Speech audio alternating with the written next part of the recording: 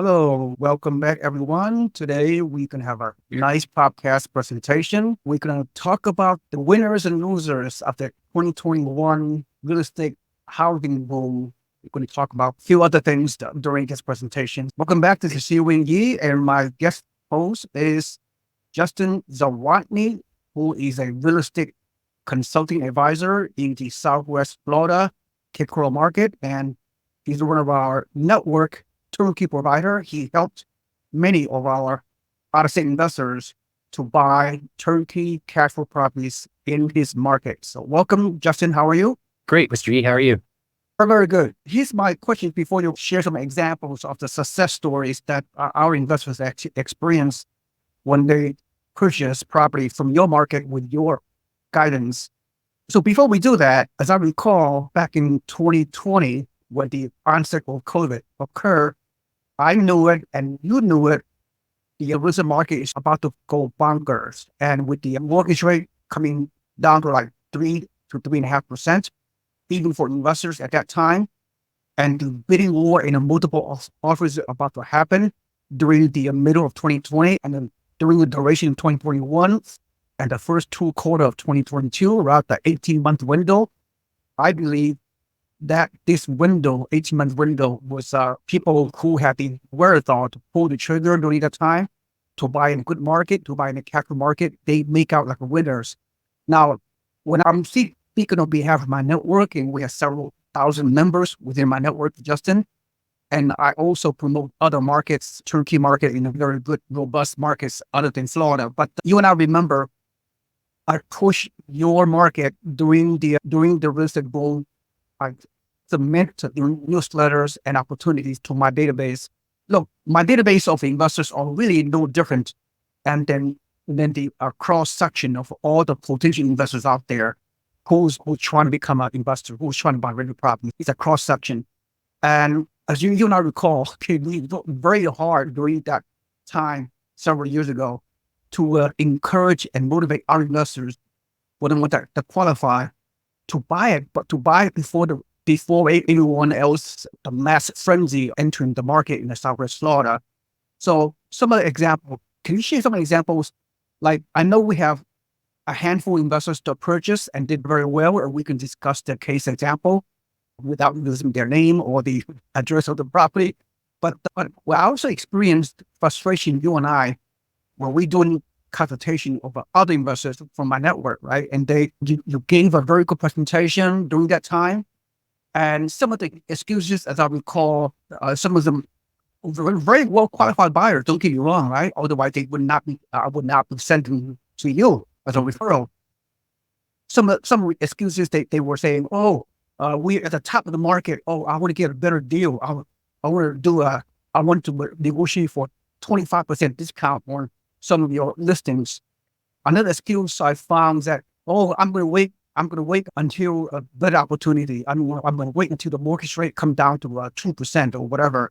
What some of the excuses, some of the concerns and objections when you are consulting some of my investors during that time frame that caused them to not to take action? You give me some examples. Yeah. Yeah. Going back to when we started working together, it was right before, really several months before the boom, right before the COVID shutdown. It was probably the beginning of 2020s when we first started working together. We both knew that the Southwest Florida market was poised to be a strong market. Truthfully, though, I don't know if anyone could have predicted exactly how big of a boom was to come, right? We knew there was a shortage of housing. We knew that there was cash flow. We knew historically rents were continuing to rise in Southwest Florida. Property values were continuing to rise in Southwest Florida. I don't know if either one of us knew exactly what was in store for the next 24 months after that, but it did work out really well for those investors who did pull the trigger. Some of the biggest reasons people didn't pursue the properties, big one, if the cash flow isn't good enough, they're looking at the initial cash flow the first month that we rented out. Southwest Florida is definitely smaller than other places in the country. The first tenant, you might only be making $100, $200 a month. Nothing incredible. Key to Southwest Florida, length of ownership, letting that appreciation continue to grow, letting that rent continue to climb and give you more and more cash flow as it goes on. And now that we have a good about 4-year history on some of these homes. I think we have examples of that exact thing happening, and we'll share those here shortly.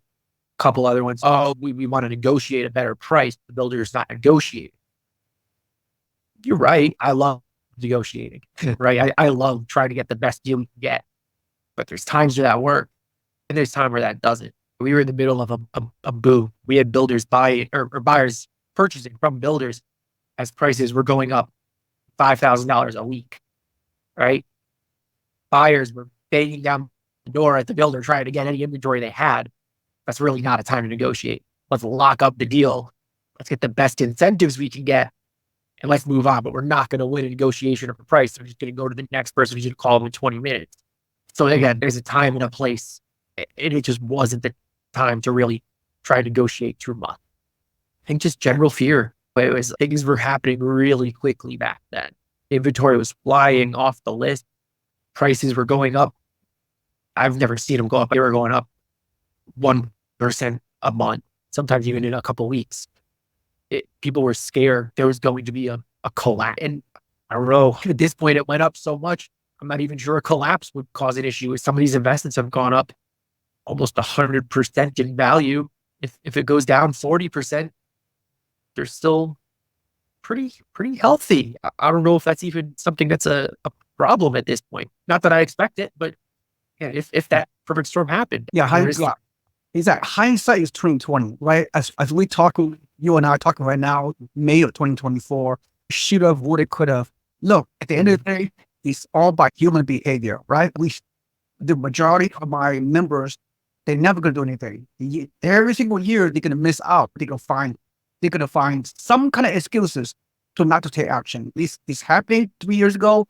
It's happening today, and it's happening tomorrow or next year or the following year. Not only, again, the majority of my members are no different than the majority of everybody else out in the real estate world who want to buy, who want to become a real estate investor, who want to take action, and yet their own internal obstacles, human behavior, fear, is get in the way. Okay, let's not go through the personality aspects. Let's just go hit to the point.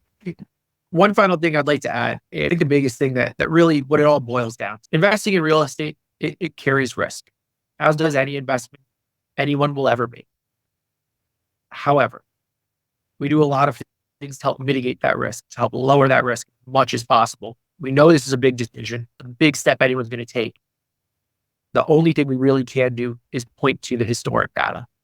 If you look at millionaires across, not even just the United States, across the world, almost 100% own real estate, have real estate investments. It is one of the best wealth building tools available to every single person at any time.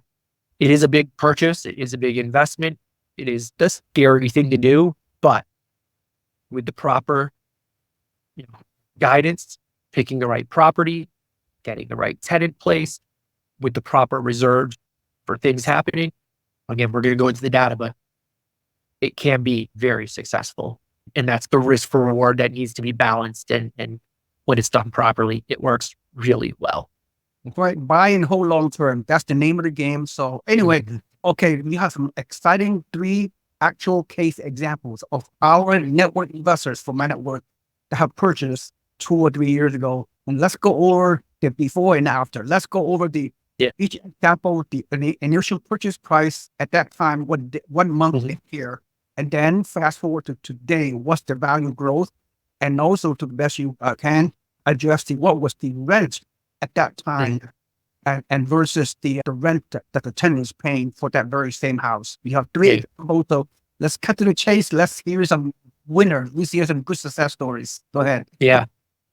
This is fun to look back on. Right? These are the first three deals that I ever worked with investors from your network. So it was really pretty exciting times, and seeing the success they've had is really remarkable. If we go all the way back, the very first deal I ever did with one of your investors was for a single family home in LaBelle, Florida. LaBelle is a central Florida market, about 45 minutes to an hour from beaches, depending on traffic. This was in May of 2020. If you remember back to May of 2020, is in the middle of the shutdown. No one really knew what was going to happen in the next 12 months. It was crazy times. It was a 4-bedroom, 2-bath house, right around 1,600 square feet. And this investor purchased it for $155,000. We placed the first tenant almost immediately for $1,400 per month. Again, cash flow on that, roughly estimating we might have been at about $200, $300 a month. What was the mortgage rate on that loan you on that investment? I don't even have it in front of me at this point. I Let's don't say recall, but I gotta think this was before they got really low. I would say it's probably around a 4. I would assume maybe high 3s. They dropped lower really in 2021 is when they got low. This was still a average for the last, I feel like at 2015 to 2020, a fairly average interest rate for that time period. But you probably, I'd say about $300 a month in cash flow, roughly. I would assume at the start. Sound investment, nothing crazy, pretty boring annual rental. At this point, we fast forward now almost exactly 4 years. That property's gone up. I would roughly estimate the value to be in the $250 to $275 price range. We're looking at about $100,000 worth of appreciation in a matter of 4 years. If you look at your cash on cash return just on the appreciation, it's got to be at the probably 200 to 300% return range in a 4-year period. And again, that was almost an unprecedented boom, but it points back to the overall theme that we've said for a long time. The key isn't trying to time it at the low, sell it at the high, and just perfectly time it, because you're never going to do that. The key is let's buy it here, let's sell it here, and that's way when we have that boom in the middle, we have it. The key, the length of time to allow those rapid increases to happen. And this one, we just got lucky that it happened in such a short period of time. What's the rent right now on that particular house? Yeah. Rent on that one, we are at $1,900 per month. Even the cash flow at this point is probably the better part of $800 a month. $8 today, monthly cash flow. Yeah. I mean, it's really good numbers. And it, again, just because of length of ownership, you can't time, okay, we know the big rent increases are coming in 2025. Let's buy it December of 2024. You can't do that. Nobody knows. And if anyone tells you they know what's going to happen, 1,000%, we know it's going to go up that much, they're lying to you. Exactly. But the key is owning it and allowing those market forces to drive the price up. And that's what we saw with this one. Again, it was a really successful investment. And it's going to continue to do so as more and more people migrate, in that population shifts further inland. I really do see a very strong upside to the LaBelle market right now. And we'll get into that in some future webinars, I'm sure. Yep. Okay. Your next example. Yeah. Okay. Yeah. Next example, fast forward a little bit. We broke into the Cape Coral market. This was in February of 2021. One of your investors purchased a duplex in Cape Coral. So with a duplex, it's going to come at a higher purchase price, but you get your 2 doors that you get to rent out individually. This duplex is brand new construction, 3 bedrooms, 2 bathrooms on each side. Each side has its own 1-car garage. And this one actually backs up. There's a freshwater canal behind it. So a little bit of extra upside to not having a neighbor directly behind your backyard. This property was purchased for $365,000. And the gross rent per month was right around $2,800 per month. So $1,400 per side. Really strong numbers there, right? Probably, again, ballpark, it might have been $300 a month in cash flow at the time when it was purchased.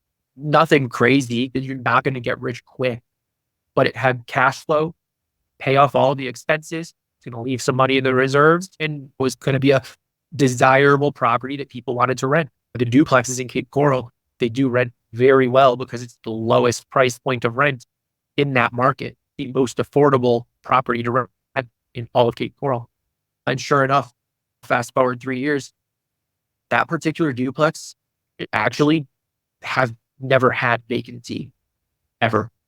We had one tenant move out, another tenant move in immediately. There's never been a month missed in rent collection ever. Rent has gone up to the point of duplexes in Cape Coral. They rent for $1,900 per month per side. So we started at $2,800. We're currently at $3,800 gross rent per month.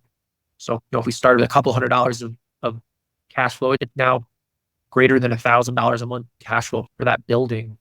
And then the value $500 monthly cash flow per door. per door. Yeah, more than that. It'd be about 600 to 650 per door in cash flow. And then from the value aspect, the appreciation aspect of those properties, they're selling for about 500, call about 575, 550, somewhere in that range. So roughly a $200,000 appreciation over that time. That's really good. And again, I couldn't have predicted it was going to happen that fast. But if you ask me in 2021, what will the value be in 2031? Clearly, I would have said it'll be significantly more than the 365. And at this point, we can't even buy a single family home in Cape Coral for 365. So again, another example of pull the trigger, buy the home, and just wait. Let the market form, and it did. Wow. Final example, it was the first single family home in Cape Coral that one of your investors purchased. It was September of 2021. Back then, it was purchased for $284,000. Rent was about $1,800 a month on that property. So again, it was a boring investment. It's not, you're not going to get super excited over $200, $300 a month of cash flow. That's not exciting. But again, vacancy on that particular property and incredibly low. One turnover might have been 2 or 3 months vacant out of going on 3 years. And yeah, rent is up. It's up to $23.50 per month on those properties. This particular location was really strong. It's probably closer to $2,400 a month in rent right now. The cash flow, where you're up pushing $1,000 a month on cash flow, somewhere in that $750 to $1,000 a month. Appreciation, just like the rest of them, it's up. That property is probably right at $400,000, which is a really strong investment for a 3-year period. It's been really an unprecedented, 3-4 year stretch, but it really does prove the point. All 3 of these investments were made. Nobody knew what was going to happen. None of these investors knew. We didn't know, but they bought the home knowing that the longer they owned it, the more likely it was something would happen to make the values go up. And it did. And they're just really strong success story that match that historic data of rent going up, of prices going up, of long-term annual rentals, someone else living in the home, someone else paying that mortgage each month, and generating a really strong wealth building tool. I absolutely agree. Look, I talked to the investors that purchased the homes from time to time. They regret it and say, "Oh, Seewing, I should have bought more when I had the chance." Yeah, that's the way it is, right? And there's people that do not take action at any given time in the past. They're going to regret it. 10 years down the road, 15 years down the road, could have, would have, should have.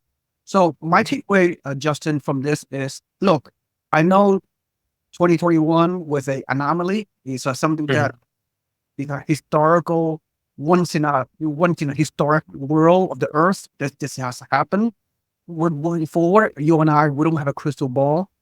So my takeaway is just find a good market, find a cash flow market, surround yourself with a good team, and invest for long term and take action and overcome fear. So that's my takeaway. So what is your quick takeaway from this particular presentation, Justin? Exactly. Yeah, it's the same. If we're going to sit here and we're going to try and wait till we know it's the perfect interest rate and we're buying it right before the boom and we're going to hold it, we're going to sell it right at the top, we're never going to buy. Because I'm never going to be able to predict it. You're never going to be able to predict it. The investor's never going to be able to predict it. And we're just going to be waiting, hoping we just somehow get lucky. It is never going to happen.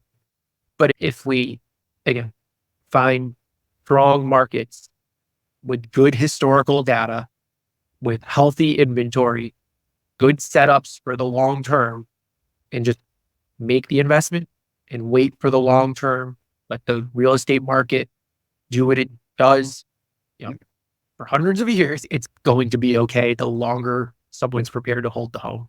Exactly. Justin Zawodny, you are a real estate investor. You are a advisor. You will help out-of-state investors from everywhere in the U.S. and in the world to buy cash flow properties in your great market, Southwest Florida, Cape Coral region. Justin, I know I have your contact information. So quickly, verbally, can you share with?